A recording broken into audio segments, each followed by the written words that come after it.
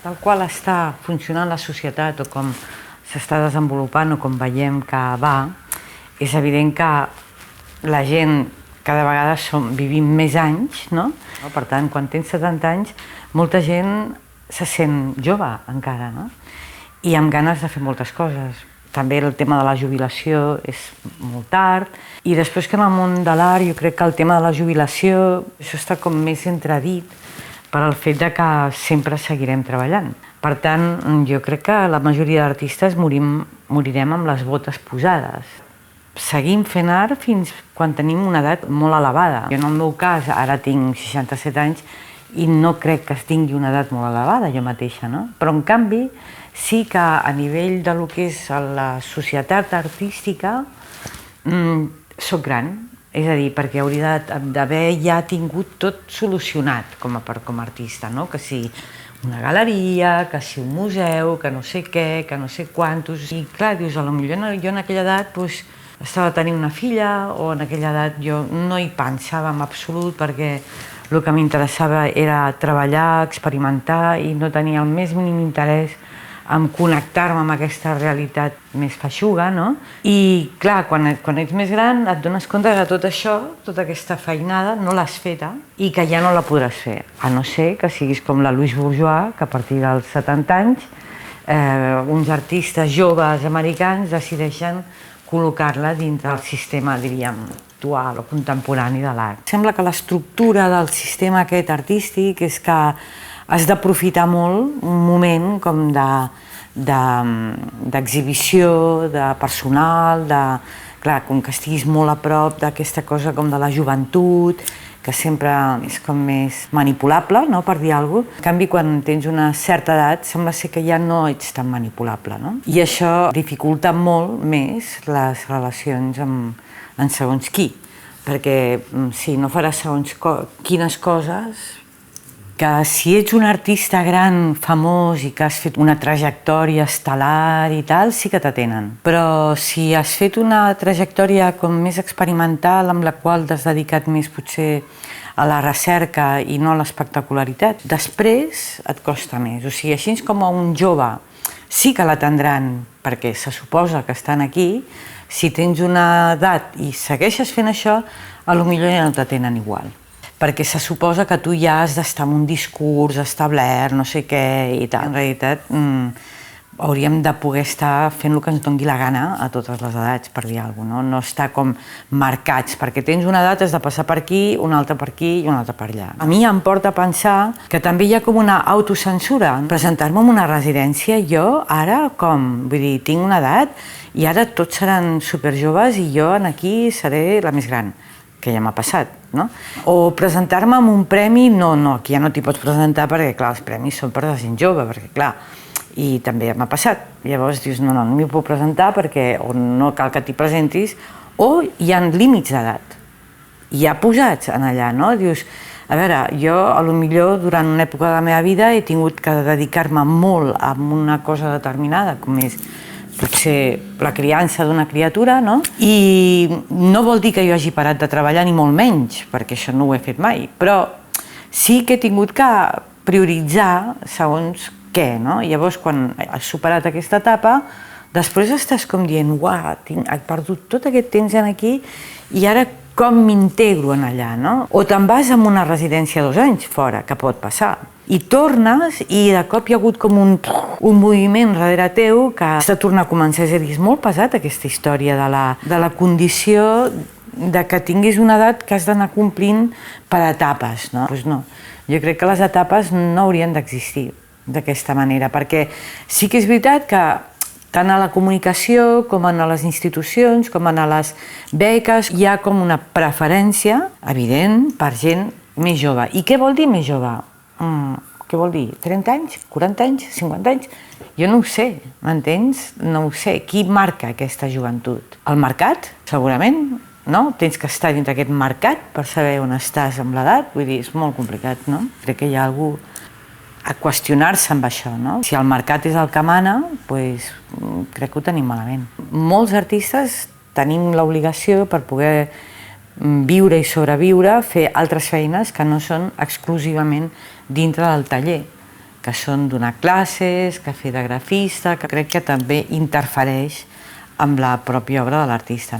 No crec que la gran majoria d'artistes visquin del que fan com a artistes, perquè jo crec que viure de beques i subvencions no és exactament viure de l'art, és puntualment vius d'un projecte, però no és una cosa que et serveix per mantenir el teu modus vivendi bàsic, per dir alguna cosa, perquè tens que pagar un estudi, tens que pagar uns impostos, ser autònom o estar no sé què, tens que menjar, perquè clar, també mengem, tens que estudiar, tens que viatjar, que forma part del teu propi bagatge, no? Tot això és supercar i ens ho paguem tots nosaltres. Jo m'ho he muntat al final a base de pensar molt com poder-me mantenir sense estar depenent d'un mercat, diríem, no? Perquè si no estaria patint molt, ja he patit prou. D'una manera que m'ha solucionat el tema, no? Però no tothom ho pot fer igual.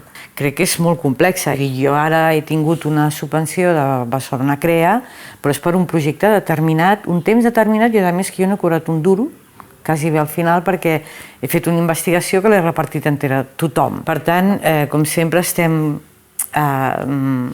treballant en col·lectiu i no sé, jo crec que hauríem de pensar quina és la solució. Jo crec que la renta bàsica aquesta, com tothom, hauríem d'anar parant aquí, no? Jo recordo quan era més jove, anava amb la meva carpeta i l'ensenyava, no? Anava a alguna galeria. Ara és que no ho faré mai. Primera perquè considero que ja fa tants anys que treballo que m'haurien de conèixer i ja venir-me a buscar.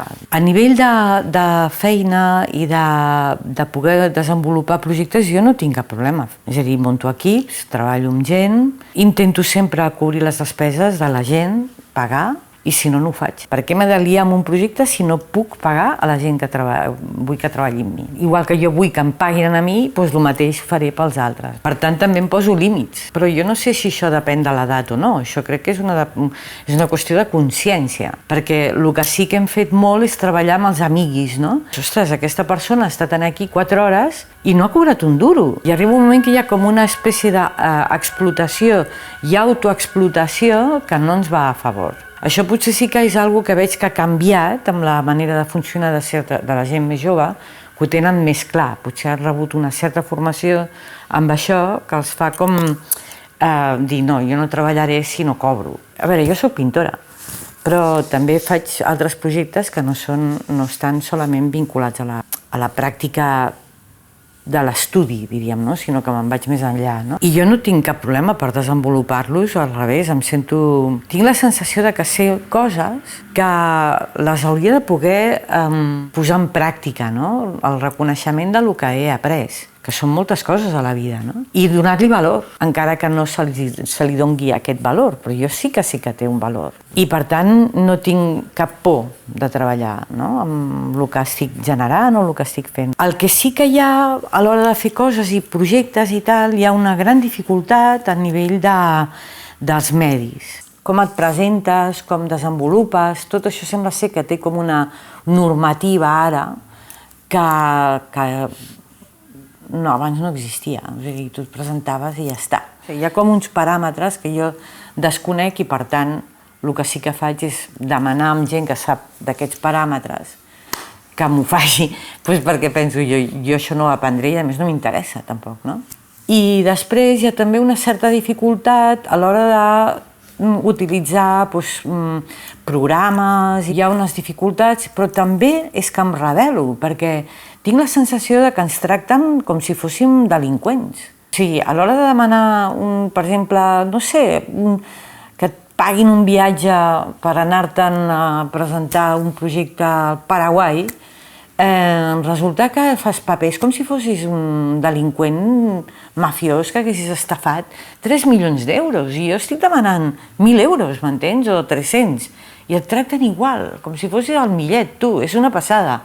Ens estan explotant, ens estan fent fer coses que no hauríem de fer. Però no, és que em sembla que és impresentable el tracte que tenim, no?, com a artistes en aquest aspecte, perquè ens tracten, ja et dic, com a delinqüents. I estem parlant d'uns pressupostos de risa total. Nosaltres tenim uns problemes al·lucinants per afrontar un pressupost de 15.000 euros per dir alguna cosa. És com, uau! No? O 15.000 o 300 euros, vull dir, pot ser això. Vull dir que dificultats les tenim, però no sé si són nostres o ens venen perquè ens les hem menjat i les acceptem i les fem circular i vinga, cap allà, no? I passar per paràmetres i formats i tal, vull dir, és com... On està la poètica? No existeix, no? Si esperes que una persona, que un artista t'estigui donant el mateix durant 50 o 60 anys, això és molt trist, jo crec. Vull dir, potser estem acostumats a pensar això del que ha sigut l'art abans a les vanguardies, no? Però potser el que hauríem de veure és que ara tenim aquesta possibilitat d'anar trencant paràmetres tantes vegades com vulguem. Jo, almenys per mi, aquest és un tema fonamental, no? No em fa por això, no? Jo vaig a llocs a veure exposicions de gent jove i hi ha espais molt determinats en què tu veus que pots anar allà i saps el que trobaràs i vas, no? Aquests espais al revés, per exemple, no hi són, no? Perquè són sempre per gent jove, o sigui, estem com molt acostumats a això, no?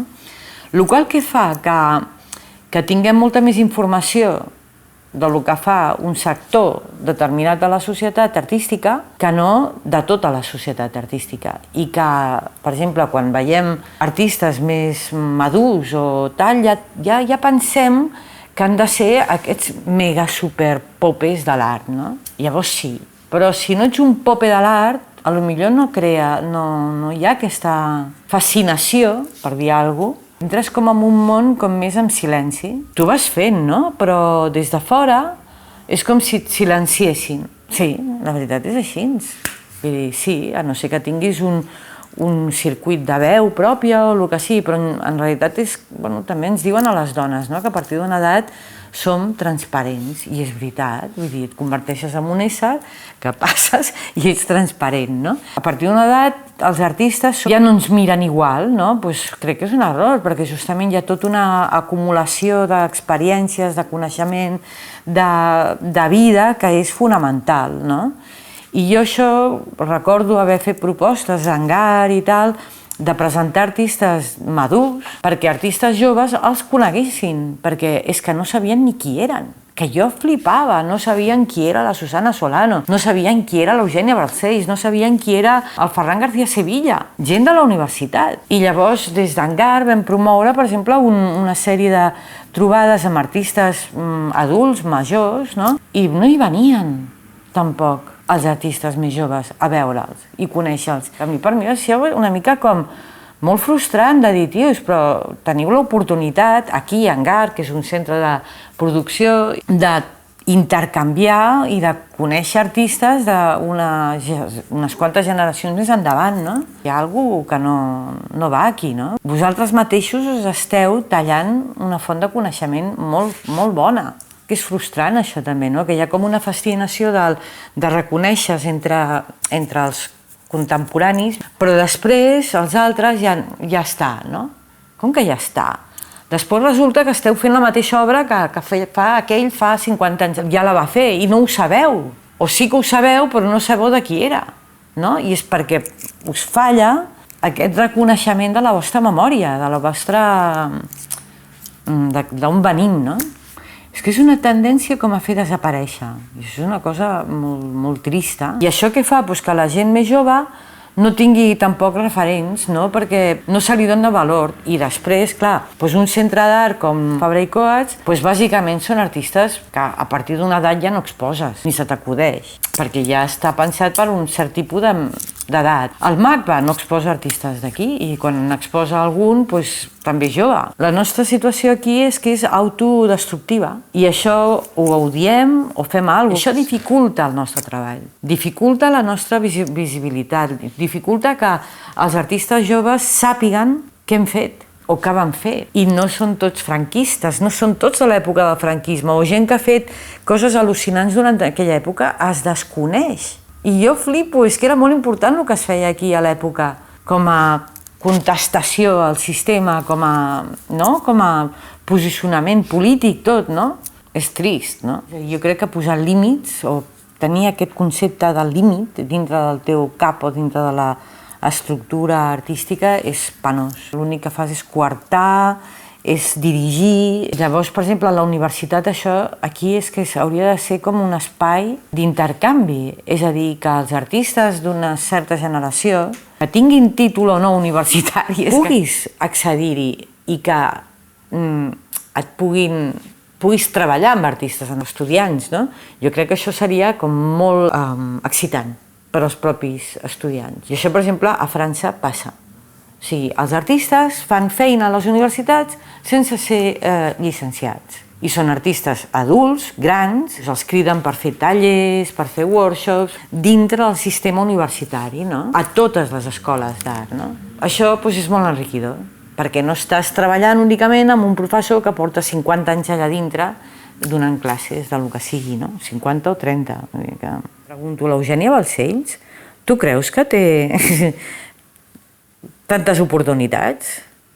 És que, clar, ella s'ha muntat allà una fundació perquè pot, però oportunitats de ser visible en té? No les té. És que no les té ni a Nova York. Ella ha posat molts esforços en fer una cosa com la que ha fet ara, perquè per sort ho pot fer-ho. Però a nivell públic, qui sap què fa l'Eugènia? I no para. I té una edat, però no està parant. I està investigant coses noves i, en canvi, no exposarà a Fabra i Coats, m'entens? Però ens hauríem de preguntar això, per què, no? Perquè em sembla que el que està fent ella, per dir alguna cosa, dic ella per no dir un altre artista, de la seva quinta, no?